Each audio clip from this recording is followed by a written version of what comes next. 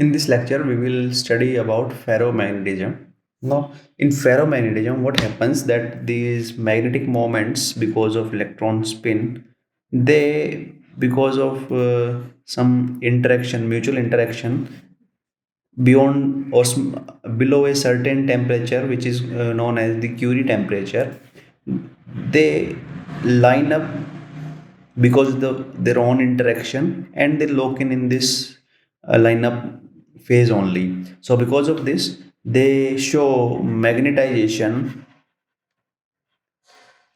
even without an external field. Now, as we have seen that the magnetic interaction, these forces, magnetic forces which are creating lineup, these are usually not that much big, and these can be easily knocked out by the thermal vibrations.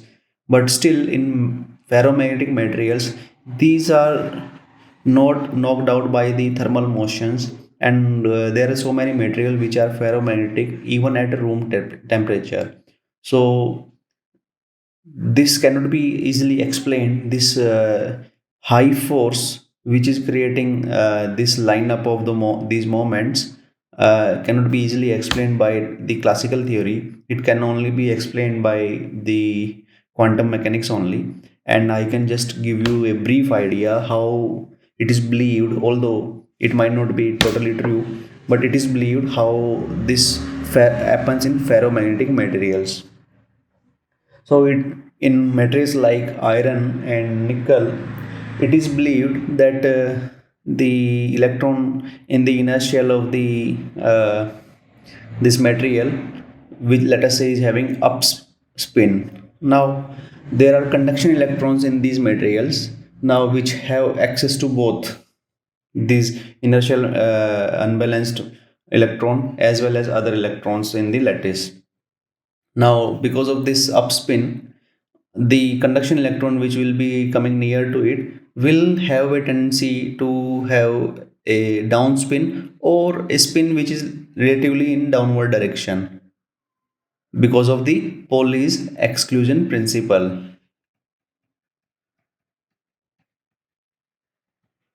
Now when this conduction electron now comes into the contact with other uh, inertial electron, then because it is having a downspin, the other electron will have a upspin. Similarly, all of the moments creating these inertial electrons which are creating spin magnetic moments, they will line up in the same direction. So it is believed that this is the principle or working process behind the spontaneous lineup and magnetization of ferromagnetic materials. Now, uh, there is a law called Curie-Weiss law, which states that the magnetization over the saturated magnetization is given by some constant over T minus Tc, where this is the Curie temperature. Now, for ferromagnetic materials, below for temperature less than, let us, this is T and this is Tc. Now, for temperature less than this Tc, we will have ferromagnetic properties in that material, and beyond Tc, we will have paramagnetic properties. That is, the thermal motion will become so much high that this spontaneous magnetization will not be that much effective, and this material will start behaving like paramagnetic instead of ferromagnetic. Now, you might wonder that why do not you see this spontaneous magnetization in a iron object easily? Although, if in the microscopic scale there is this lineup of the moments in a crystal, but there are so many crystals in the iron that there can be these crystals can be giving a resultant zero moment. So you might not be able to see this saturation effect or the lineup effect in a big iron object. But on the microscopic scale, if we look at a small enough iron crystal or nickel crystal, it is indeed spontaneously magnetized. But in large pieces, there are many small regions called domains magnetized in different directions, uh, whose magnetization sum is equal to 0. Now, in each small domain, these are now called as domains. Now, in these small domains, the magnetization is equal to the saturation value. So all the moments are lined up in one direction in each domain, and these direction is different in course other domains. It can be different. So resultant will be zero, but if you look microscopically in each domain, there is spontaneous magnetization. Now the graph between temperature over the Curie temperature and the magnetization over the magnetized saturation is seen somewhat like this. That is, as the temperature is increased, this ratio m by m saturation decreases, and beyond this Tc you don't see this saturation, or there is no spontaneous magnetization. Now we need to see further how we can explain these things by domain theory. Now let us take a iron crystal or nickel crystal. Let us say it is having a magnetic moment like this. Now it is going to have a tendency to have the lowest energy state possible. Now if you see that this magnetic moment will create field in a external volume like this.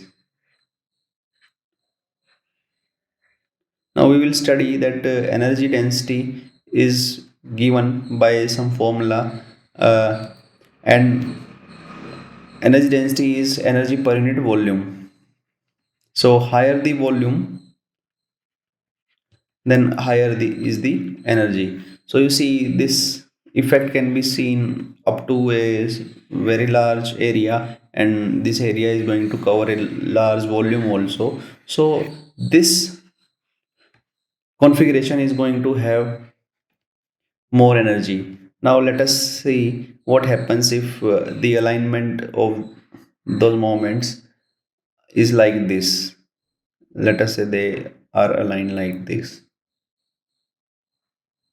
So you see, we can think of it as formed of two domains. In one domain, magnetization is in this direction, and in another domain, magnetization is in this direction. So how it will behave? It will behave north south and north south. So most of the lines will just start and end like this only. So the volume in which these lines are present is reduced now. So the energy is reduced now. Now you can further see that the energy can be further reduced if I have further domains, that this crystal is broken into further domains with the magnetization in like in this direction. Now in this way you will find that the resultant volume is further reduced because all the lines are just now trying to be inside only this, so energy is further reduced. Now there is a question that up to what level this breaking of the crystal into such domains will happen. Now this can be easily explained if we consider that this for domain formation will also have to have some kind of energy associated with it. So the amount of energy required to break this thing into domains, further domains, if that energy becomes greater than the reduction in energy which we are going to achieve by this breaking in of the material into further domains, then this further breaking up into domains will stop. So the material will form domains up to a certain level, up to which this is more beneficial for the material to achieve the lower state of energy. Beyond that, it will not, break up into further domains. So this energy is usually called as domain energy or the whirl energy. That is the energy required to break down it into further domains. Now, if this energy is more than the reduction which we are going to achieve, then there will not be further domain formation.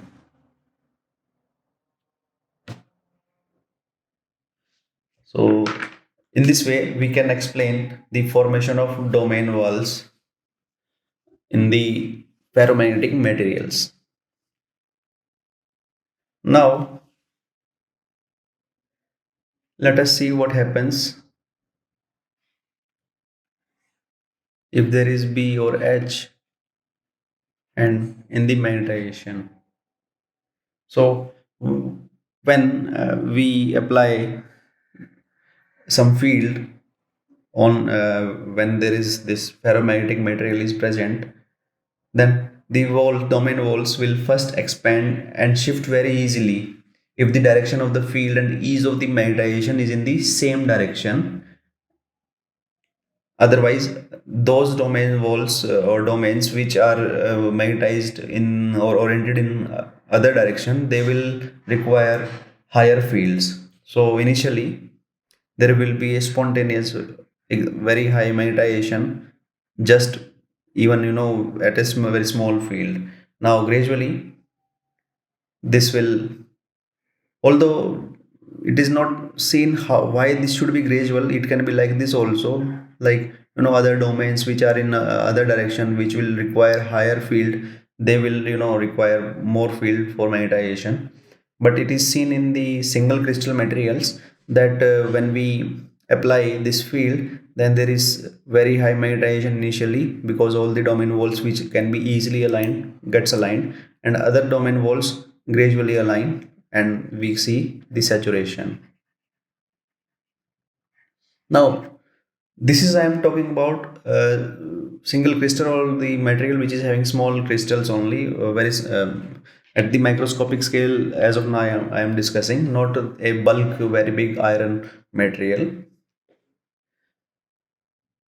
So, in this single crystal thing, this magnetization will increase extremely rapidly for even the weak field. Uh, because there are so many domains in the easiest direction possible. So you see that the single crystals are highly permeable. That is, just with a small field, they show very high magnetization. But the situation is a little different in polycrystalline materials. So let us take an example of iron object which have multiple crystals in it. So there are so many little crystals with their crystal axis pointing in every direction. Now, in a single crystal, there were so many domains which were lined up like this, like this. There were domain walls. Now, there will be multiple crystals like this with having all the domains aligned in different directions to give the minimum energy to the crystal. Now, in a piece of iron, there will be so many crystals with different orientation. So, when we apply a field, so let us see what happens. So when we apply a field, these domain walls will initially align in the direction of the field. Why? Because of the force of the applied field, these domain walls, let us say I am trying to make some walls here. They will try, if this field is in this direction, so the domain walls which can be easily aligned in this direction. Now let us say earlier it was in this direction, it will get, let us say it gets easily magnetized in this direction. Now every crystal may have an axis or direction in which it can be easily magnetized, and in other direction it may not be easily magnetized. So these domain walls which can get easily magnetized by the applied field, they will do so, and initially there will be a gradual change in the field. Now this part is reversible. That is, there is no loss of energy because no domain wall is broken now, or no new domain wall is formed. Only those domain walls have just shifted their moments direction. So no energy has been, wasted. So if I remove the field, this can be easily traced back. So this effect, this portion is reversible in nature. Now, what will happen if I further increase? Then you will see that it will go like this, and at some level it will saturate. This is what we see in normal iron, which is polycrystalline. Now, if I zoom this portion, and this you may not find in so many other electrical engineering textbooks, but it is given in the Feynman's lecture on physics book. So if I zoom in into this, you will find that this is not smooth thing. This is actually formed in steps. So what is the explanation of this thing? So you see that once the domains which can be easily aligned along the direction of the applied field, this reversible portion is totally done. Now what will happen? Other domains, they will start,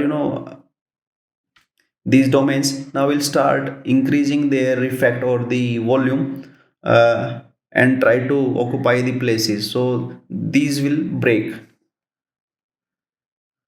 with the higher applied field, and they will occupy little more volume or little different position. Now if there are any impurities, then what will happen? This domain wall will get stuck at that impurity or defect in the crystal. Now to further get the effect, magnetic effect, I will have to further increase the field. Now once I increase the field, this domain wall will suddenly shift from that defect or impurity, but after its movement it will, let us say, again goes into the portion where there is pure iron is there. Now that portion of iron does not require that much high field, so there will be a sudden increase in the B also. So when it is stuck, I need to apply more H. When it gets de-stuck, it shows that it did not require that much H, so it will show high field. Then again, let us say if it again gets stuck into some impurity, then I will have to apply more H. Then again if it gets de-stuck, then you will again see that this much high H was not required. So like this you will get this curve. So initially there is this reversible portion. In this portion there is this loss of energy is there. You can also observe magnetostriction also, where there is change in dimension of the material because of the applied field, and this sudden shifting of domains is also going to eat up energy or waste the energy. So this portion is irreversible. And after that, when all the domains now have been aligned in the same direction, then we will see saturation. So in this way you can see that we can explain the effect of field on the ferromagnetic materials, and this magnetization curve can be explained. Now you already know from your basic electrical engineering that this ferromagnetic material is not a this curve is not a single valued curve. Now if I further reduce h, it will not trace back this curve because it is not reversible, so it may trace back by some other path. So usually it is seen that it will trace back through a different path. It will reach 0 at some other h, the coercive value, and this is the remnant field flux density. So if I further increase, it will go like this. So you see that in ferromagnetic materials, I am not able to write B is some function of H. I cannot write this because this is a multi-valued curve.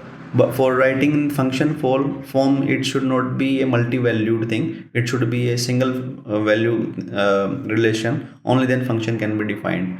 So to solve further in detail, we have to use graphical methods for solving. So in this way, I have explained why this curve is going to be in different direction, because this is irreversible. So it is not required to trace back this again, this path. So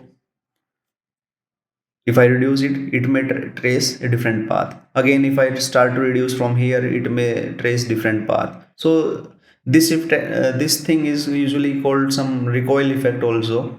When we study permanent materials and air gap, we will see that in, I think, electrical machines, but we are not going into detail in the recoil line of the magnetization curve.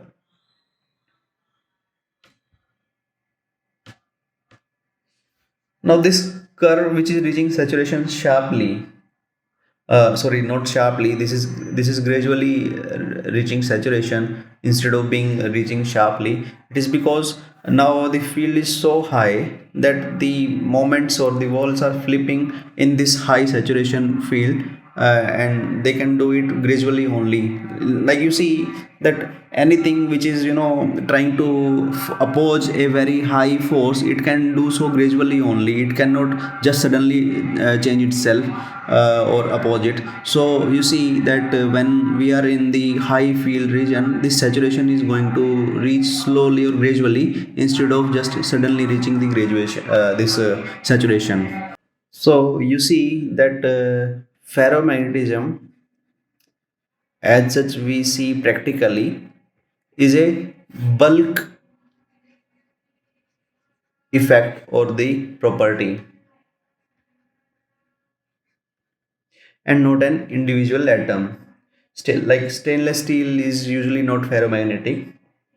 Now, according to the area or the of this hysteresis curve or the BH curve, the materials can be classified into various classifications. If this area is large, then we usually call them as hard magnetic materials. Usually, permanent magnets are made with those materials which have a higher thing, that is high retention as well as high corrosive. Uh, B and H. Now, for the materials which have to undergo, a lot of variation in H, like electrical machines, motors, and all those, we want that their hysteresis curve have a very small area, because we will see further in this course only that this BH curve area is going to give us some idea of the loss because of this effect, the hysteresis effect. So we want that this loss is reduced in electrical machines. So we want those materials which have thin hysteresis loop. Those materials are called as soft magnetic materials. Now you may imagine or easily can with intuitively can think that this soft magnetic material should be more pure information as compared to these one. Why? Because we have seen that this thicker BH curve will be found when domain walls have to waste energy, or while shifting they may stuck at some impurities. Only then there will be more wastage of energy, and this BH curve will be more thicker. That's why this permanent magnets are made of rare earth elements and various alloys, with various defects and different kind of crystals or molecules in that in their structure. But this electrical machine material are usually made of comparatively purer items or materials, so that we have thin hysteresis curve, and these are called as soft magnetic materials, and they are well annealed so that magnetization is easily changed in them. And the hard magnetic materials, they are going to show a high isotropic effect, means they will favor one direction more compared to another direction during magnetization. But in this materials which are used in motors and all those things, we want that this effect should be very small. That is, they should not be any favor to any direction. They should be favorable to all other direction, or not favorable to any other direction. So they should have small anisotropy, that is the direction dependent property, and plus they should have smaller magnetostriction, because again magnetostriction is because of the change in dimension because of the applied field. This causes loss of energy in terms of as well as noise or sound energy also. So in this way, this classification can be easily explained in terms of the hard as well as soft magnetic materials. Now let us see how ferrites work. In ferrites, they are somewhat ferromagnetic in nature only, but little reduced ferromagnetic effect. So let us take some magnesium aluminum oxide crystal, and in that let us replace some magnesium and aluminum atoms with iron and nickel, or sorry, zinc.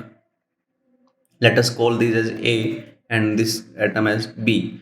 So in this material, now we will have A interaction and B interaction, that is interaction between A and interaction between B and B. Now this interaction, similar to ferromagnetism, will try to align the moments of A in one direction.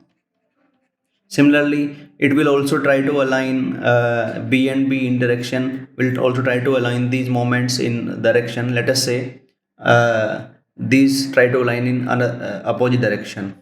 But you will find that the interaction energy or the effect in this A and A is more compared to the effect in B and B. So the resultant, what we will find, that there will be more moments in one direction and lesser moments in another direction.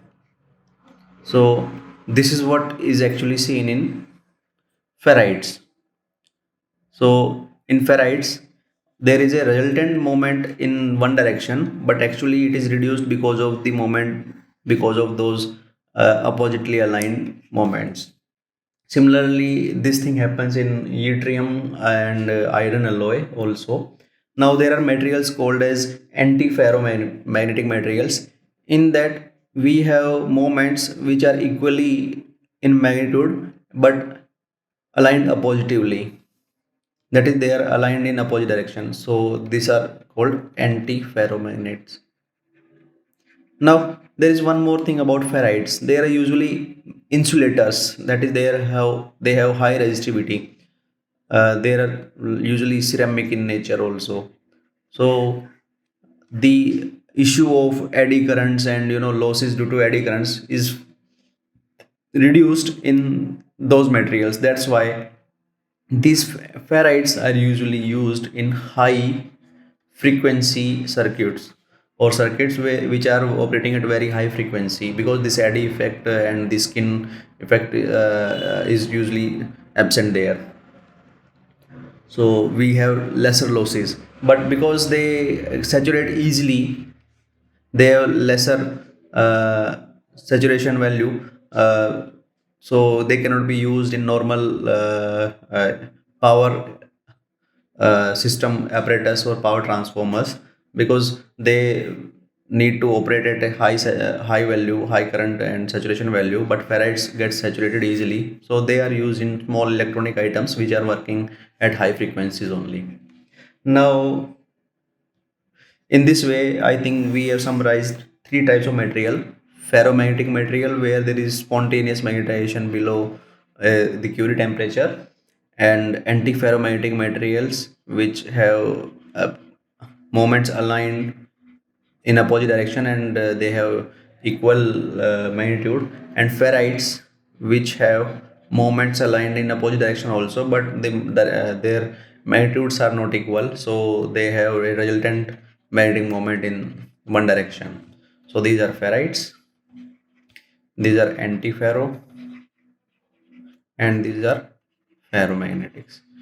So in this way we have further classified ferromagnetic materials into these three. So I hope this lecture explains you the basic theory of ferromagnetism with a small flavor of quantum mechanics also.